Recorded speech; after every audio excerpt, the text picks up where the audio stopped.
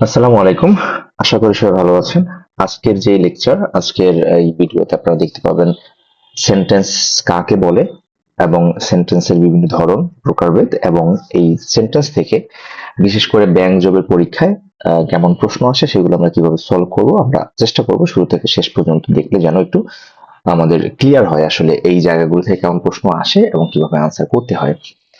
আচ্ছা, প্রথম থেকে শুরু করি একটু বেসিক আলোচনা থেকে। সেটা হলো সেন্টেন্স কাকে বলে। সেন্টেন্সের মূল বিষয় দুটা। একটা হলো অনেকগুলো শব্দের সমষ্টি, সেকেন্ড বিষয় হলো সেটা অর্থ প্রকাশ করতে পারছে কিনা। আর যদি আরেকটা বিষয় আপনি অ্যাড করেন সেটা হলো ইংরেজি গ্রামারের যেই স্বাভাবিক নিয়ম, সেই নিয়ম অনুযায়ী সেটা সঠিক কিনা। তার মানে হলো a sentence is a group of words. এই কথাটা ইম্পর্টেন্ট যে অনেকগুলো শব্দের সমন্বয় হুইচ মেক্স কমপ্লিট সেন্স, সেটা হলো পরিপূর্ণ অর্থ প্রদান করে। তো এটা রেনন মার্টিনের সংজ্ঞা। আশা করি সেন্টেন্সের সঙ্গে আমরা বুঝতে পেরেছি যে সেন্টেন্স হলো একটি অর্থবহ শব্দের সমষ্টি এবং যেটা অবশ্যই ইংরেজি গ্রামারের রুলস অনুযায়ী কারেক্ট। একটা সেন্টেন্সের দুইটা অংশ থাকে মূলত, একটা থাকে সাবজেক্ট, একটা হলো প্রেডিকেট। সাবজেক্ট কাকে বলে? যাকে নিয়ে কথা বলা হচ্ছে। আর প্রেডিকেট হলো এই সাবজেক্ট সম্বন্ধে যা বলা হয় সবটুকু। হ্যাঁ, এই সাবজেক্ট এবং অবজেক্টের আমরা যদি এই যে প্রিডিকেট যাই সেখানে প্রেডিকেটের ভিতরে আরো অনেক কিছু থাকে, কমপ্লিমেন্ট থাকে, সেগুলো আমরা আস্তে আস্তে শিখবো। তাহলে বেসিক জিনিস শিখলাম, সাবজেক্ট এবং প্রেডিকেট একটা সেন্টেন্সের মধ্যে থাকে। যেমন দেখেন, the committee after hours of heated debate finally reached a unanimous decision. দীর্ঘ তর্ক বিতর্কের পর কমিটি সর্বসম্মত সিদ্ধান্তে পৌঁছালো। এখন আনানিমাস মানে হলো সর্বসম্মত, এটা আপনি ভোকাবুলারির জন্য পড়ে ফেলতে পারেন। হিটেড ডিবেট মানে হলো যে এই ডিবেটে একটু উচ্চবাচ্য বেশি হয়, হ্যাঁ, একটু রাগ বাগ বিতণ্ডা টাইপের তর্ক বিতর্ক।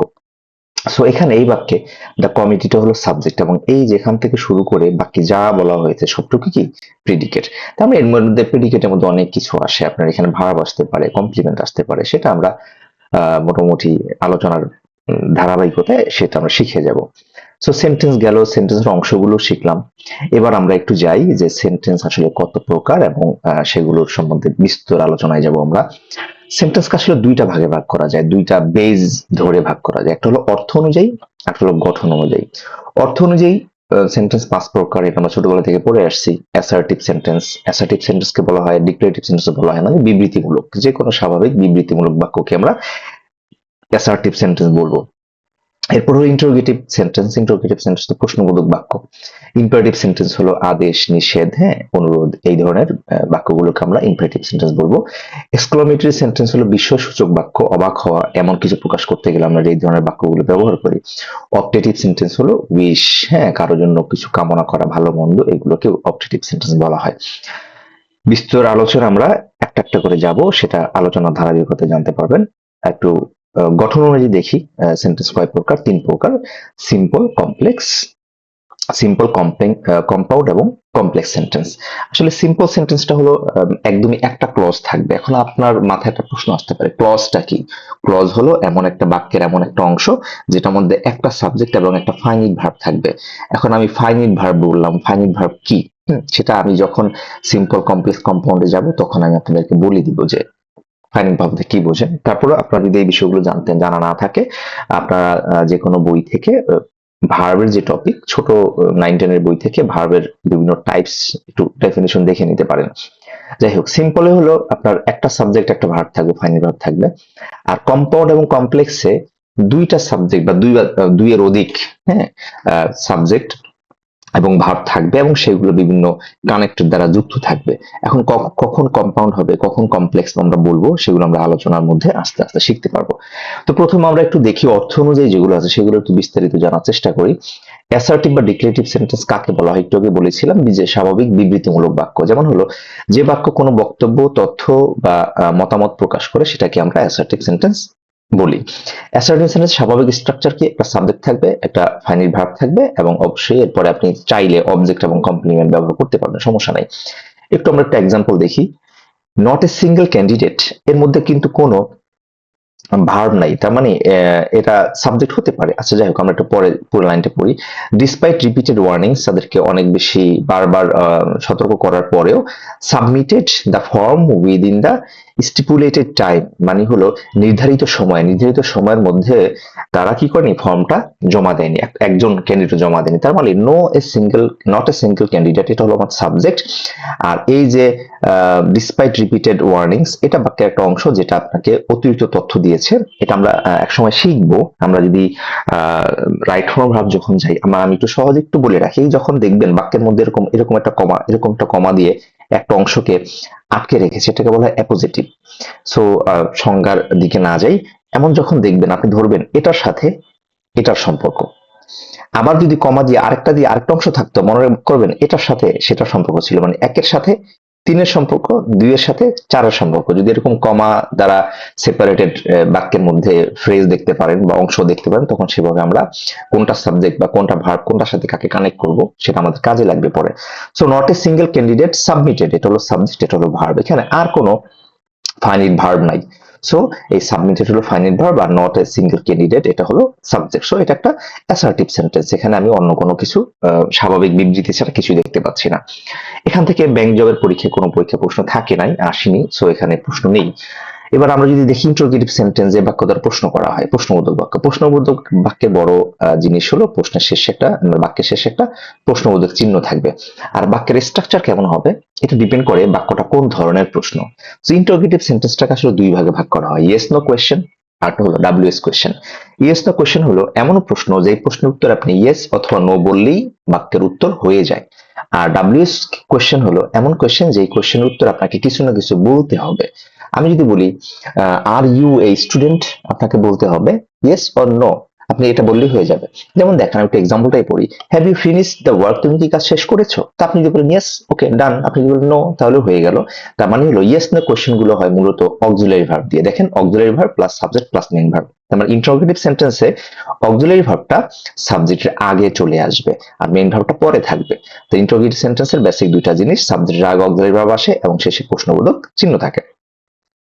আর যদি বলি ডাব্লিউএস ওয়ার্ড, ওই আগের স্ট্রাকচারেই থাকবে, আপনি শুধু ডাব্লিউএস ওয়ার্ড সামনে নিয়ে আসবেন। যেমন why did he leave early, কেন সে চলে গেল, আগে চলে গেল, তখন আপনাকে বলতে হবে রিজনটা কি, হয়তোবা তার মা অসুস্থ, কিংবা সে ভালো ফিল করছে না, হয়তোবা তার কোনো কাজ আছে। সো ডাব্লিউএস ওয়ার্ডটা যখন আসবে, আপনি ইয়েস নো কোশ্চেনের যে স্ট্রাকচার সেটার আগে জাস্ট ডাব্লিউএস ওয়ার্ডটা বসিয়ে দিলেই সেটা ডাব্লিউএস কোশ্চেন হয়ে যাবে, ইন্টারোগেটিভ সেন্টেন্স হয়ে যাবে।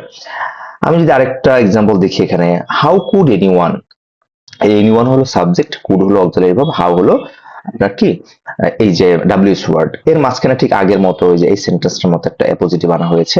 তারপর রিমেইন হলো অবস্থান করা, থাকা, হ্যাঁ, এটা মেইন ভার্ব। তো WH word, auxiliary verb, subject এবং এরপর হলো main verb. Different to sufferings of others, আচ্ছা, রিমেইন ইনডিফারেন্ট, আচ্ছা, ইনডিফারেন্ট মানে উদাসীন হওয়া, হ্যাঁ, ডিফারেন্ট মানে ভিন্ন, আর ইনডিফারেন্ট এটা সুন্দর একটা ওয়ার্ড, বিভিন্ন পরীক্ষা আসতে পারে ভোকাবুলারি হিসেবে। ইনডিফারেন্ট উদাসীন, ক্যালাস বা নেগলিজেন্ট। তো এমন পরিস্থিতিতে কেউ কিভাবে অন্যের দুঃখের প্রতি উদাসীন থাকতে পারে। সো আমরা ইন্টারোগেটিভ শিখলাম, ইন্টারোগেটিভের এই স্ট্রাকচারটা আপনাদের ফ্রি হ্যান্ড রাইটিং এ কাজে দিবে। সো এটা একটু স্ট্রাকচার খেয়াল রাখবেন। এরপরে আমরা দেখি ইম্পারেটিভ সেন্টেন্স।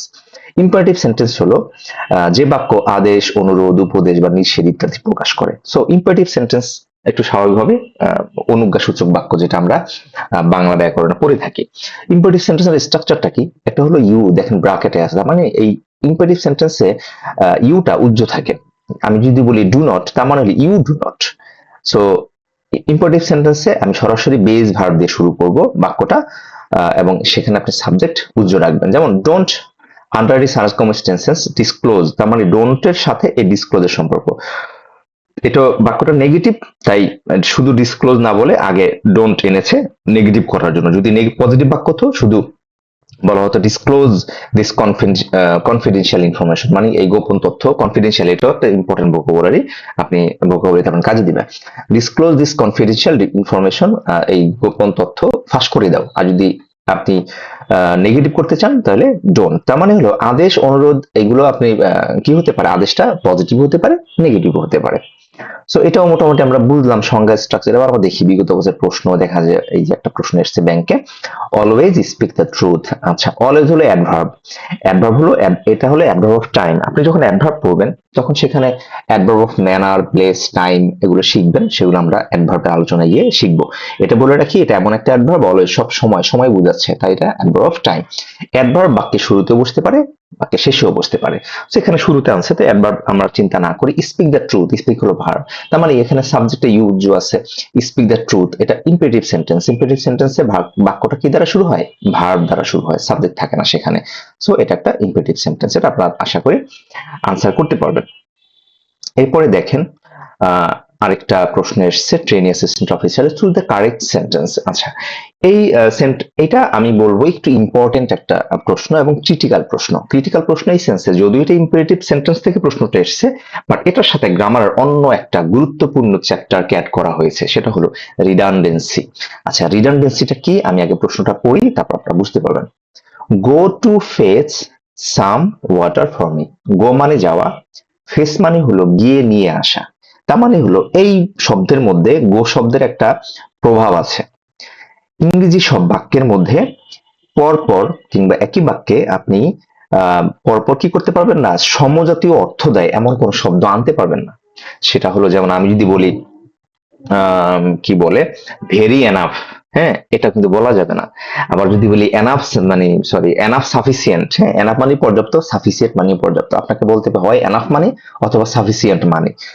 সো এটা হলো ইংরেজি বাক্যে রিডান্ডেন্সি, এটাকে বলে বাহুল্য দোষ, ঠিক আছে, এটা করা যাবে না, সো এইটা ভুল। গো অ্যান্ড ফেস এটাও কিন্তু ভুল। ফেস অ্যান্ড ব্রিং, এই যে ফেস মানে হলো গিয়ে নিয়ে আসা, তার মানে এটার মধ্যে যাওয়াও আছে ব্রিংও আছে, তার মানে এই ফেস থাকলে গো আনতে হবে না, ব্রিংও আনতে হবে, তার মানে আনসার হলো face some water for me, যাও এবং নিয়ে আসো আমার জন্য কিছু পানি, অল্প অল্প পানি। আচ্ছা, সাম শব্দটা কাউন্টেবল নাউনের আগে বসতে পারে, আনকাউন্টেবল নাউনের আগে বসতে পারে। আমরা যখন ডিটারমিনার পড়বো তখন সেখানে আমরা এই বিষয়ে বিস্তর আলোচনা করব এবং আশা করি আপনাদের আরো বেশি ক্লিয়ার হয়ে যাবে। তার মানে এই প্রশ্নটা ইম্পর্টেন্ট, একটু ভালো করে খেয়াল করবেন যে একই বাক্যের মধ্যে একাধিক রুলস নিয়ে প্রশ্ন আসতে পারে একটু যখন আপনি আপার গ্রেডের এক্সাম গুলো দিবেন। ওকে, এরপরে আমরা যাই, I will be late please. আচ্ছা, প্লিজ যেহেতু আছে এটা অনুরোধ বোঝাচ্ছে, ঠিক আছে। এই প্লিজ এর পরে আপনি সরাসরি প্লিজ অথবা কাইন্ডলি যদি হয়, এরপরে নরমালি ইম্পারেটিভ সেন্টেন্স হয়। তো ইম্পারেটিভ সেন্টেন্স হলে কি হবে, আমরা কি করব, একদম বেস ভার্ব আছে এমন কোন ভার্ব দিয়ে বাক্য শুরু করব। সো এখানে আছে টেকিং, এটা হবে না, হ্যাভিং এটাও হবে না, এটা বাদ। এখন স্টার্ট অথবা ক্যারি, এবার আমরা একটু বাক্যটা পড়বো। Please does lunch without me, মানে হলো আমি ছাড়াই তুমি লাঞ্চটা কি করো, শুরু করে দাও। আসলে ক্যারি করা তো হয় না, মানে ক্যারি আমাকে উইদাউট মি মানে আমাকে ছাড়াই ক্যারি করো, বিষয়টা মানে অর্থগতভাবে ভুল হচ্ছে। মানে লাঞ্চটা তুমি আমাদের শুরু করো। এখানে যদি স্টার্ট না থাকে হতে পারে please have lunch without me, have মানে এখানে ইট, হ্যাঁ হ্যাবের অনেকগুলো অর্থ হয়, আহ আপনি বাক্য ভেদেও হ্যাবের অর্থ অনেক কিছু চেঞ্জ হয়, ঠিক আছে। সো হ্যাভ দিয়েও করতে পারবেন। তো এখানে আমরা পেলাম আনসার স্টার। তাহলে ইম্পারেটিভ সেন্টেন্স আমরা মোটামুটি বুঝলাম, এবং এর পাশাপাশি আমরা রিডান্ডেন্সি একটা জটিল একটা ছোট বিষয় বাট একটু জটিলতা আছে এর মধ্যে, সেইটা আমরা একটু ক্লিয়ার করলাম। এবার দেখি আমরা এক্সক্লামেটরি সেন্টেন্স। এক্সক্লামেটরি সেন্টেন্স হলো আপনার এখানে লিখেছে যে যে বাক্য তীব্র অনুভূতি প্রকাশ করে। আসলে অবাক হওয়া, মানে কোনো বিষয় অবাক হওয়া, এটাকে বিস্ময়সূচক বাক্য, এটাকে একটু ফোকাস করেন। সেটা আসে আনন্দে আপনি অবাক হতে পারেন, দুঃখে অবাক হতে পারেন, যে কোনো পরিস্থিতি দেখে অবাক হতে পারেন। তো অবাক হলে সেটা আমরা এক্সক্লামেটরি সেন্টেন্স দিয়ে করব। তো এটার স্ট্রাকচার তিন ধরনের হয়ে থাকে। প্রথম প্রথম দুটো স্ট্রাকচার ডিপেন্ড করে হলো আপনি কোন নাউন ব্যবহার করছেন, সিঙ্গুলার নাউন নাকি প্লুরাল নাউন। যদি নাউন হয় মানে হলো আপনি সেই বস্তুকে ইঙ্গিত করা হয়, ব্যক্তি বা বস্তুকে, তখন আপনি সেটা হোয়াট দিয়ে করবেন, হাউ করবেন কখন, যখন ধরন বুঝাবে, কেমন। আর হোয়াট এবং হাউ, হাউ দ্বারা হলো কেমন বোঝায়, হোয়াট দ্বারা মানে কি বুঝায় বা কি বলবো বস্তুবাচক বিষয়কে ইঙ্গিত করা হয়। এবার একটু খেয়াল করি, একটা এক্সাম্পল পড়ি। What N extraordinary display of courage he has শোন। আচ্ছা, এখানে আচ্ছা পুরো লাইনটাই পড়ি, হ্যাজ শোন in the face of adversity. Adversity মানে কি, অ্যাডভার্সিটি মানে হলো বিপদ, হ্যাঁ বিপদের মুখে তিনি অসাধারণ সাহস প্রদর্শন করেছেন। আচ্ছা, তার মানে এখানে এই ডিসপ্লে শব্দটা কিন্তু আমার এই যে সিঙ্গুলার নাউন সেটা, এটা সাবজেক্ট। এখন একটা জিনিস বলি, ডিসপ্লে অফ কারেজ, এই কারেজটা সাবজেক্ট নাকি ডিসপ্লেটা সাবজেক্ট। আমরা যখন সাবজেক্ট ভাবে এগ্রিমেন্ট করব তখন আমাদের সাবজেক্ট চিহ্নিত করাটা খুব ইম্পর্টেন্ট একটা বিষয় হয়ে দাঁড়াবে। সেখানে এই একটা কথা আপনার কাজে লাগবে, মনে রাখবেন প্রিপজিশন দ্বারা যদি দুইটা নাউন যুক্ত হয় প্রথম নাউনটাকে সাবজেক্ট ধরতে হয় ম্যাক্সিমাম টাইম, আপনি এটাই করবেন। হ্যাঁ, এক্সেপশনাল আছে, সেটা আমরা ওই সাবজেক্ট অফ এগ্রিমেন্ট চ্যাপ্টারে গিয়ে আমরা শিখবো।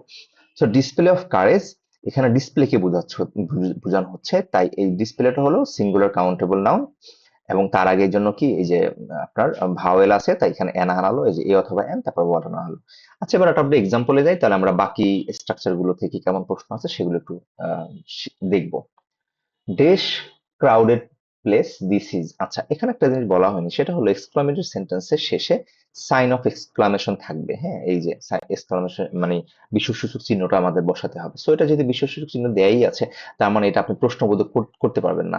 মানে ওই যে ইন্টারোগেটিভ সেন্টেন্স আপনি দেখতেছেন হোয়াট, এটা হলো ডাব্লিউএস ওয়ার্ড, বাট এটা প্রশ্নবোধক বাক্য কিনা।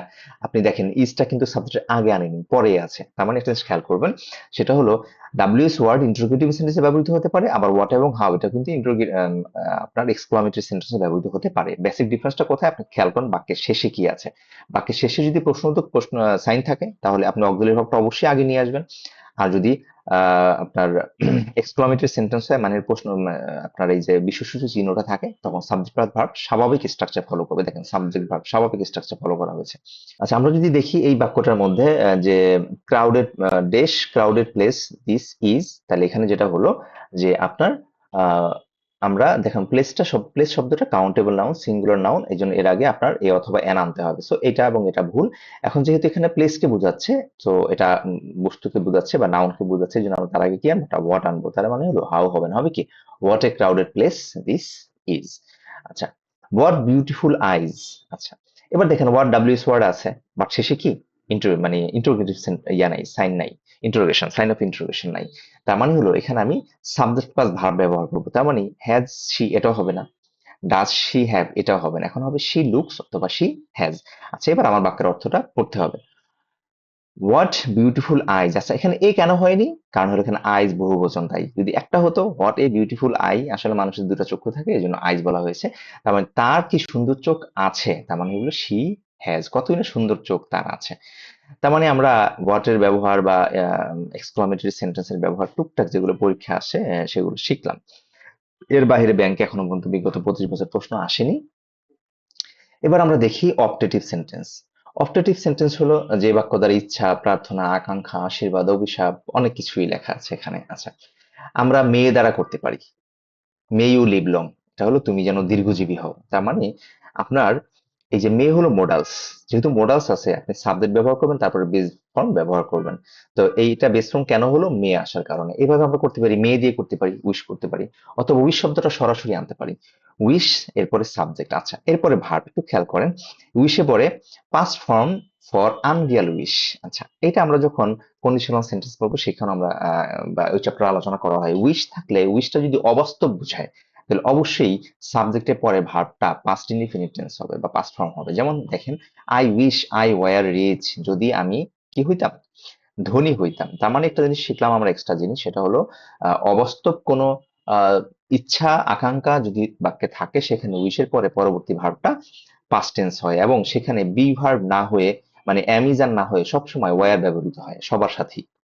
সব সাবজেক্টের যেটাই হোক, first person, second person, third person, সেখানে কি ব্যবহার করবেন, ওয়্যার ব্যবহার করবেন। আচ্ছা, এছাড়া আমরা জানি উইশ বা এই ধরনের উইশটাকে আরো করা যায় কি দিয়ে, উড, উড দ্যাট অথবা ইফ অনলি। এটা ফর্মাল বা লিটারেরি বলা হয়, মানে সাহিত্যের ক্ষেত্রে ব্যবহৃত হয়, আমরা খুব একটা পাই না আমাদের প্রচলিত পরীক্ষাগুলোতে, এখান থেকে খুব একটা আসে না। উইশ এবং মে দিয়ে পরীক্ষা বেশি আসে। If only I knew the answer, ইস আমি যদি এই ইয়াটা জানতে পারতাম, মানে প্রশ্নের উত্তরটা জানতাম। এবং ইফ অনলি নিউ, মানে এটা অবাস্তব বোঝাচ্ছে, আমি জানি না, যদি জানতাম। হ্যাঁ, এই জন্য পাস্ট ইনডিফিনিট ব্যবহার করা হচ্ছে, অতীতের ক্ষেত্রেও বোঝাচ্ছে। এবার আরেকটা এক্সাম্পল দেখি, may the Almighty grant you the strength of overcome every hardship. Hardship মানে হলো আপনার খারাপ সময়, যে কষ্ট, সর্বশক্তিমান যেন তোমাকে সব কষ্ট অতিক্রম করার শক্তি দান করেন। সো এটা মূলত এই যে মে আছে, অপটেটিভ সেন্টেন্স, এবং দেখুন গ্রান্ট, গ্রান্ট মানে হলো দান করা, ঠিক আছে, বা গ্রান্ট দান করাই বোঝাচ্ছে। সো এখানে ভার্বের বেস ফর্ম ব্যবহৃত হলো, এই স্ট্রাকচারটা ফলো করেছে। এবার দেখি বিগত বছরের পরীক্ষায় কোনো প্রশ্ন এসেছে কিনা। এখানে আছে মে আল্লাহ হেল্প ইউ অথবা may Allah help you is, it is an. আচ্ছা, দুইটা পরীক্ষা এসেছে 23 সাল এবং 17 সালে। বাকি শুরুতে মে আছে, তো আমরা আসলে এটাকে বলবো অপটেটিভ সেন্টেন্স। সো এইটুকু ছোট প্রশ্ন, ছোট আলোচনা, এরপর আমরা একটু যাই একটু বিস্তর আলোচনায় যাই, যেগুলো থেকে আমাদের ব্যাংক জবের জন্য একটু ইম্পর্টেন্ট, আর একটু যারা ফার্স্ট ক্লাস বা সেকেন্ড ক্লাস জবে পরীক্ষা দেন, তাদের পরীক্ষার ক্ষেত্রে সিম্পল কমপ্লেক্স কম্পাউন্ড থেকে প্রশ্ন আসার সম্ভাবনা খুব বেশি। ওকে, সিম্পল সেন্টেন্স হলো যে বাক্যে একটি মাত্র ফাইনাইট ভার্ব থাকে, একটি প্রধান clause, subject plus finite verb. আচ্ছা, ফাইনাইট ভার্ব কি? আমি বলেছিলাম যে বলবো ফাইনাইট ভার্ব। ফাইনাইট ভার্ব হলো এমন ভার্ব যেই ভার্বের ফরমেশনটা সাবজেক্ট দ্বারা নিয়ন্ত্রিত বা চেঞ্জ হয়। আপনি infinitive to plus V one, এটা আপনি সাবজেক্ট যেভাবেই বসান না কেন, টু প্লাস ভি ওয়ানের কোনো চেঞ্জ আনতে পারবেন না। কিন্তু আপনি যদি এই যে দেখেন, দ্য স্টুডেন্টস লেফট, এটা পাস্ট টেন্স হয়ে গেছে, তার মানে লিভ থেকে লেফট হয়েছে। এই শব্দটা সাবজেক্ট এবং টেন্স দুটা জিনিস খেয়াল করবেন। ফাইনাইট ভার্ব হলো সাবজেক্ট এবং টেন্সের দ্বারা নিয়ন্ত্রিত হয়। সো এই লেফট শব্দটা, ভার্বটা এই পাস্ট টেন্স, তাই লিভ থেকে লেফট হয়ে গেল। The students left the classroom, মানে হলো তারা ক্লাসরুম ত্যাগ করেছে। কিন্তু এখানে দেখেন হ্যাভিং কমপ্লিটেড দ্য অ্যাসাইনমেন্ট, যে হ্যাভিং কমপ্লিটেড এটা কিন্তু টেন্স অনুযায়ী কিন্তু চেঞ্জ হয় নাই। এটা হলো আপনার পার্টিসিপল, প্রেজেন্ট পার্টিসিপল, ভার্বের টাইম। আমরা যখন ভার্বের চ্যাপ্টার পড়বো সেখানে এই আলোচনাগুলো আমরা পাবো। তো হ্যাভিং কমপ্লিট এটা হলো নন ফাইনাইট ভার্ব, আর লেফট হলো ফাইনাইট ভার্ব। তার মানে এই বাক্যে ফাইনাইট ভার্ব মাত্র একটা, সাবজেক্ট একটা, তাহলে এটা সিম্পল সেন্টেন্স। তো সিম্পল সেন্টেন্স বুঝতে পেরেছেন, অনেক বড় বাক্য থাকতে পারে, বাট আপনি খুঁজে দেখবেন সেখানে ফাইনাইট ভার্ব কয়টা আছে, সাবজেক্ট কয়টা আছে। এবার দেখেন সিম্পল সেন্টেন্স সাধারণত কিছু নোট, এটা হলো আপনি সিম্পল সেন্টেন্স চেনার কিছু উপায়। এটা হলো আপনি যদি খুব দ্রুত আনসার করতে হয় পরীক্ষা হলে, সেই ক্ষেত্রে আপনি এটার বেশ কাজে দিবে। যেমন দেখেন, by without plus gerund plus participle, আসলে কি বাই হলো preposition, without preposition, because of এটা কিন্তু প্রিপজিশন। তারপরে হ্যাভিং কমপ্লিট, আসলে হ্যাভের পরে ভি3 হয়, হ্যাভিং নিজেই আপনার প্রেজেন্ট পার্টিসিপল হিসেবে ব্যবহৃত হচ্ছে। ইনস্পাইট অফ, অফটা হলো প্রিপজিশন। টু, টু প্লাস ভি1, তার মানে হলো টু টু, এটা স্ট্রাকচার আছে। এই ধরনের স্ট্রাকচার যদি আপনি দেখেন তাহলে আপনি সিম্পল সেন্টেন্স ভাববেন। এখন একটু কথা বলে যাই, সেটা হলো এই যে দেখেন of, of, by, without, of, আচ্ছা প্রিপজিশন। এমনিতেই তো আমরা জানি প্রিপজিশনের পরে কি হয়, নাউন হয়, অথবা আপনার ভার্বের সাথে আইনজি যুক্ত করে সেটাকে নাউন করে ফেলতে হয়। একটা জিনিস একটু বলে যাই, সেটা হলো বিকজ অফ আর বিকজ, এটার মধ্যে একটা বেসিক ডিফারেন্স আছে। আপনি যদি শুধু বিকজ দেখেন সেটা কিন্তু আবার সিম্পল সেন্টেন্স থাকবে না, ঠিক আছে, সেটা হয়ে যাবে কমপ্লেক্স সেন্টেন্স। কারণ বিকজ এর পরে সাবজেক্ট প্লাস ভার্ব লাগে, আর বিকজ অফ যখন আসবে এরপরে শুধু নাউন লাগবে, তখন সাবজেক্ট প্লাস ভার্ব আসে না। সো নাউন বা জিরান যেটাই ব্যবহার করেন। সো বিকজ অফ থাকলে সিম্পল সেন্টেন্স, আর বিকজ থাকলে আপনি সেটা দেখবেন পরবর্তী অবশ্যই সাবজেক্ট প্লাস ভার্ব থাকবে, এবং সেটা কি হবে, কমপ্লেক্স সেন্টেন্স হবে। সো আমরা একটু এক্সাম্পলে যাই, তাহলে একটু ভালো করে বুঝবেন। Which of the following sentence is simple sentence? He is week but is a hard worker. আচ্ছা, এখানে আমরা যতগুলো সংকেত পড়লাম সেগুলো একটাও নেই। তাছাড়া এখানে ইজ এ একটা ভার্ব আছে, এ একটা ভার্ব আছে, এন্ড হি এর কারণে ইজ এটা ফাইনাইট ভার্ব। এখানেও হি ছিল, এটা উজ্জ আছে, কারণ দুইটা বাক্যের দুইটা ক্লজের সাবজেক্ট সেম থাকলে পরবর্তী ক্লজের সাবজেক্ট উজ্জ রাখা যায়, সেটাই করেছে এখানে।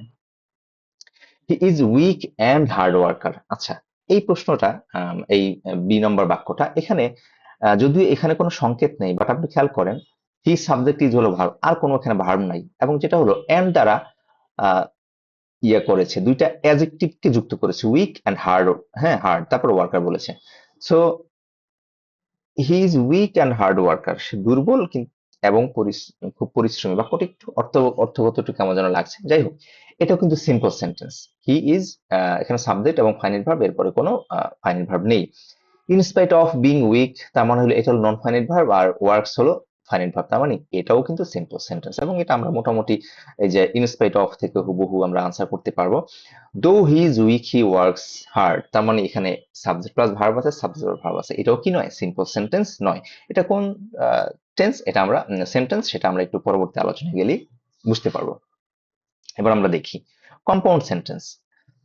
আমি বলেছিলাম সিম্পলে থাকবে একটা ক্লজ, আর কম্পাউন্ড এবং কমপ্লেক্স দুটাতেই কি থাকবে, একাধিক ক্লজ থাকবে। এই যে একাধিক ক্লজ, একাধিক ক্লজ। এখন ক্লজের আবার ধরন আছে, ক্লজ হলো কোঅর্ডিনেটিং ক্লজ এবং হলো সাবঅর্ডিনেট ক্লজ। আচ্ছা, কোঅর্ডিনেট ক্লজ হলো আপনি দুইটা ক্লজ যেটা একজনের সাথে আরেকজন কি করে, কোঅর্ডিনেট করে। অর্থের মধ্যে কিন্তু একটু আপনি অর্থ বুঝতে পারবেন যে দুইটা ক্লজের মধ্যে তাদের অর্থগত কোঅর্ডিনেট করে, এবং দুইটা আলাদা করে অর্থ দিতে পারে। যেমন she tried her best yet she failed two Impress the interview board, তার মানে হলো এই বাক্যটা একটা আলাদা অর্থ দিচ্ছে, এটা আলাদা একটা অর্থ দিচ্ছে। এখন এই যে এই অর্থ বুঝে পরীক্ষা হলে আনসার করাটা একটু মুশকিল হয়ে যেতে পারে। সেই জন্য আপনি যেটা বেসিক চিন্তা করবেন, কম্পাউন্ড সেন্টেন্স গুলো কোঅর্ডিনেটিং কনজাংশন দ্বারা যুক্ত থাকে। এখন সেই কনজাংশন গুলো কি কি? সেগুলো হলো এই যে ফ্যান বয়েজ, এই শব্দগুলো একটু মুখস্থ করবেন। ফর, অ্যান্ড, নর, but, or else, otherwise, yet এবং সো। বেশি ইম্পর্টেন্ট হলো অ্যান্ড, বাট, অর, নর এবং হলো ইয়েট, এগুলো বেশি ইম্পর্টেন্ট। এবং এগুলোর পরে, আগে এবং পরে আপনি অবশ্যই কি কি পাবেন? দুইটা সাবজেক্ট এবং দুইটা ফাইনাইট ভার্ব পাবেন। আচ্ছা, তার মানে হলো আপনি যদি এইগুলো মুখস্থ করেন মোটামুটি এবং সিম্পল সেন্টেন্স বুঝেন, কমপ্লেক্স সেন্টেন্সে যে সংকেতগুলো আছে মানে সাবঅর্ডিনেটিং কনজাংশন, সেগুলো আপনাকে মুখস্থ না করলেও চলবে। এখানে তারপর আমি একটু দেখিয়ে দিচ্ছি, বিফোর আফটার আছে, বিকজ, ওই যে বলেছিলাম বিকজ অফ, আর হলো বিকজ। বিকজ অফ হলো সিম্পল সেন্টেন্সে, আর বিকজ হলো কমপ্লেক্স সেন্টেন্সে। দো, অলদো, তারপর আছে সিন্স, সো, আনলেস, হোয়েন, ওয়াইল, এবং এই জিনিসগুলো আপনি টেন্সের মধ্যে কিন্তু এই জিনিসগুলো পাবেন, তখন বুঝতে পারবেন। ইফ আছে কন্ডিশনাল সেন্টেন্স, সেটাও কিন্তু কমপ্লেক্স সেন্টেন্সের মধ্যে পড়ে। সো কম্পাউন্ড এবং কমপ্লেক্সের বেসিক ডিফারেন্স হলো সেটা কি কোঅর্ডিনেট করছে নাকি সাবঅর্ডিনেট ক্লজ হিসেবে কাজ করছে, এবং সেটা চেনার জন্য কি কি উপায়, এই ওয়ার্ডগুলো একটু আমাদেরকে খেয়াল করতে হবে। এছাড়াও খেয়াল করতে হবে যে বাক্যের অর্থটা আপনি একটু পড়ে তারপর আনসার করবেন, খেয়াল করবেন সাবজেক্ট এবং ভার্ব আলাদা করে আছে কিনা। অনেক সময় দেখবেন অ্যান্ড আছে, যেমন এখানে অ্যান্ড আছে, বাট দেখেন এখানেও কিন্তু অ্যান্ড আছে। এটা সিম্পল সেন্টেন্স কেন হলো? কারণ এটা দুই পাশে সাবজেক্ট প্লাস ভার্ব নেই। আমার কিন্তু আলাদা ক্লজ লাগবে, একাধিক ক্লজ লাগবেই কম্পাউন্ড এবং কমপ্লেক্সে। সো কম্পাউন্ড থেকে প্রশ্ন আসেনি, আমরা একটু কমপ্লেক্সে চলে যাই। একটু উদাহরণটা পড়ি। Although he had been warned repeatedly, he persisted in making the same mistake. বারবার সতর্ক করার পরেও সে একই ভুল করতে থাকলো। তার মানে হলো এই ভুল করার সাথে বা তাকে ওয়ার্ন করার সাথে এই ভুল করার একটা সম্পর্ক রয়েছে, একটা ছাড়া একটা অর্থ পরিপূর্ণ হচ্ছে না। এটা হলো সাবঅর্ডিনেট ক্লজ। আমরা বলি না যে আমার সাবঅর্ডিনেট মানে আমার অধীনস্থ কেউ। সো কমপ্লেক্স সেন্টেন্সটার অর্থপূর্ণ করতে গেলে একটা ক্লজের সাথে একটা ক্লজের একটা ডিপেন্ডেন্সি ভাব আছে, যেটা কম্পাউন্ড সেন্টেন্সে নেই। Which one is complex sentence? আচ্ছা, এই প্রশ্নটা একটু জটিল এবং ইম্পর্টেন্ট একটা প্রশ্ন। তারপর আমি দেখি, একটু পড়ি। হি ইজ পুয়ার বাট অনেস্ট। আচ্ছা, এটা হি is poor but he is honest, বাক্যটা এরকম ছিল। ঠিক আছে, তার মানে এই বাটটা আপনি কম্পাউন্ড সেন্টেন্সে ব্যবহার করতে পারবেন, মানে বলতে পারবেন he is poor but he is honest, বাক্যটা পূর্ণরূপ এটা, বাট রিডিউস করা হয়েছে। There is no mother but loves her child. আচ্ছা দেখেন, এখানে ভার্ব আছে কিন্তু এখানে কি করা হয়নি, আপনার সাবজেক্ট উল্লেখ করা হয়নি। এখন এই মাদার কেই বুঝাচ্ছে, নো মাদার। আচ্ছা এখন দেখেন, এখানে এই বাক্যের এই বাক্যের বেসিক ডিফারেন্স বোঝেন। He is poor but he is honest, এখানে সাবজেক্ট যেটা সেটা কিন্তু বাক্যের শুরুতেই সাবজেক্ট হিসেবে আছে। But there is no mother, এখানে লাভস দ্বারা যাকে কে ভালোবাসে তার সন্তানকে, সেটা কিন্তু সাবজেক্টের জায়গায় না, অবজেক্টের জায়গায় আছে। তার মানে এখানে একটা রিলেটিভ প্রোনাউন দরকার ছিল। রিলেটিভ প্রোনাউন কি? রিলেটিভ প্রোনাউন বাক্যের মাঝখানে ডাব্লিউএস ওয়ার্ড বসে তার আগের যেই নাউনটাকে ইঙ্গিত করে, নাউন বা প্রোনাউনকে, সেটাকে রিলেটিভ প্রোনাউন বলা হয়। এবং এই নাউনটা সেটা হলো, তাকে বলা হয় অ্যান্টিসিডেন্ট। তার মানে এই বাটটা যদিও দেখতে বাটের মতো মনে হয়, কিন্তু এই বাটের অর্থ হলো হু। এই বাক্যের অর্থ হলো কি, এই বাক্যটা বাট শব্দটা ইঙ্গিত করছে হু হিসেবে কাজ করছে। There is no mother who doesn't love her child, who doesn't love, এই যে হু রিলেটিভ প্রোনাউন। এবার দেখেন এই যে কমপ্লেক্স সেন্টেন্স আছে, এখানে একটা জিনিস লেখা হয়নি, সেটা হলো রিলেটিভ প্রোনাউন। হ্যাঁ, রিলেটিভ প্রোনাউন থাকলেও আপনি সেটাকে কমপ্লেক্স সেন্টেন্স ধরবেন। ঠিক আছে, ওয়েন, হোয়াইল, এবং এখানে একটা শব্দ লেখার দরকার ছিল, সেটা হলো রিলেটিভ প্রোনাউন। এটা একটু খেয়াল করবেন। সো এই বাক্যটা একটু জটিল এবং এটা পরীক্ষায় এসছে, একটু খেয়াল করবেন এই ধরনের বাক্য। সেক্ষেত্রে বাট যদি রিলেটিভ প্রোনাউন হিসেবে কাজ করে সেটাকে আমরা কমপ্লেক্স সেন্টেন্স বলবো। আচ্ছা, do or die or compound sentence, and but or nor আমরা বলেছিলাম। He tried hard to help me, এটা হলো সিম্পল সেন্টেন্স। ট্রাইড ভার্ব, এটা সাবজেক্ট, আর টু হেল্প এটা নন ফাইনাইট ভার্ব। সো এই বাক্যে একটাই ফাইনাইট ভার্ব আছে। তো আশা করি এটা বুঝতে পেরেছেন। এটা টেস্টার চিহ্ন দিয়ে রাখবেন, এটা আপনাদের পরীক্ষায় আসার মতো একটা প্রশ্ন, রিপিট হওয়ার মতো একটা প্রশ্ন। Which one is complex sentence? Go away. আচ্ছা, এটা হলো আপনার সিম্পল সেন্টেন্স এবং হলো ইম্পারেটিভ সেন্টেন্স। ইট রেইনড, এটা পাস্ট ইনডিফিনিট টেন্স, এটা simple sentence. I went home, এটা পাস্ট ইনডিফিনিট, এটাও সিম্পল সেন্টেন্স, একটা সাবজেক্ট একটা ভার্ব। আর এটা দেখেন although it rained we went out, subject plus verb, subject plus verb, although আছে, তাই না? সো অলদো থাকলে কোন সেন্টেন্স হয়? দো অলদো থাকলে কমপ্লেক্স সেন্টেন্স হয়। সো আমরা এটাও মোটামুটি বুঝলাম। এরপরে যদি আমরা যাই, which of the following is a complex sentence? Let them do this or they will die. আচ্ছা, এটা হলো or আছে না, এটা কম্পাউন্ড সেন্টেন্স। এরপরে move or you will die, এটাও কি কম্পাউন্ড সেন্টেন্স। আচ্ছা, if he helps us, we shall win. এখানে দেখেন সাবজেক্ট প্লাস ভার্ব আছে, সাবজেক্ট প্লাস ভার্ব আছে এবং একটা ইফ আছে। ইফ যুক্ত বাক্য সেটা কি কমপ্লেক্স সেন্টেন্স। এটা হলো সাবঅর্ডিনেট আপনার কনজাংশন। ওয়ার্ক হার্ড, অর তার মানে অর এবং অর এটা এই তিনটেই কম্পাউন্ড, আর ইফ এটা কি কমপ্লেক্স সেন্টেন্স।